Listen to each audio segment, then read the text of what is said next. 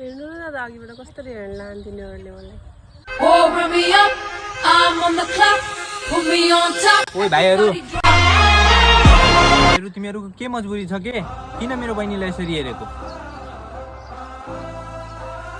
मेरो यसलाई हेर्न लाछु के? चस्मा खोलेर हेर न, त्यसरी थाहा पाउँछौ। तिमीहरूको आमा बाउले यसले हेर्नका लागि जन्माउन्। मुख हेर न, मुख यसको मुख हेरेनौ तिमीहरूले? मेकअप निकालेपछि तिमीहरूभन्दा पनि नराम्री छ। पनौती हो यसले पनि नराम्रो लाग्छ।